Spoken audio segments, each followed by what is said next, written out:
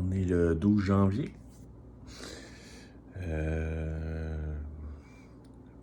Je réfléchissais à ce qui se passe en ce moment. Puis, il y a quelque chose qui fait à ma tête.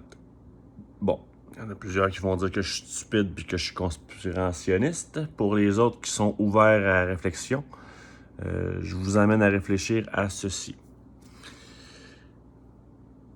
Quand j'étais plus jeune, j'avais comme vu quelque chose arriver. J'avais 16-17 ans.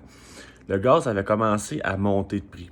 C'est au moment où que le gaz a dépassé le 1 $ le litre.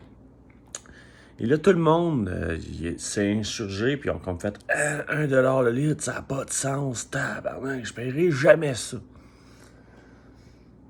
2-3 semaines plus tard, 1,10 $. Un mois plus tard, j'ai pas les délais exacts, là, mais vous comprenez le principe. Un mois plus tard, 1,15 $. Ça a monté comme ça jusqu'à 1,27 $. Par la suite, c'est redescendu à 1,5 $. Là, c'était pas cher. C'était crispement pas cher. Le monde sautait aux pompes, il remplissait ça, il s'en mettait dans les poches.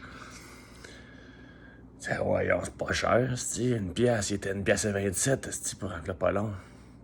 Au Québec, on dit souvent « je me souviens ». Mais j'oublie vite en sacrement.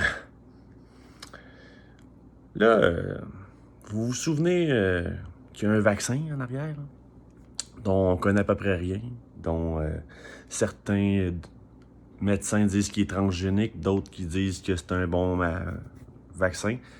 Mettons qu'on va pas dans l'opinion, là. On connaît rien de ce vaccin-là. On n'a aucune étude,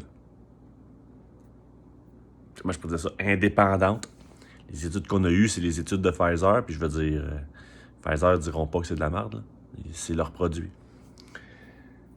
Mais là, on confine, on met un couvre-feu, on ferme les restaurants, on empêche les gens de rentrer dans les restaurants, on parle d'un passeport vaccinal. Dans pas long, là, le monde, là, ils vont être prêts en sacrament à se l'injecter, le vaccin. Peu importe ce qu'il y a dedans.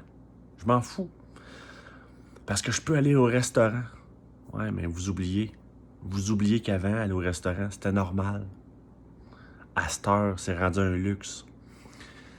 Faites pas le piège.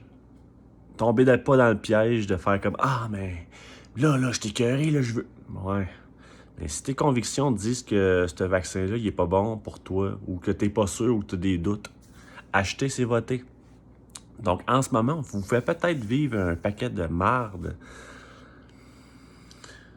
pour justement que ça soit plus facile de vous l'injecter dans le bras sans trop vous ostiner.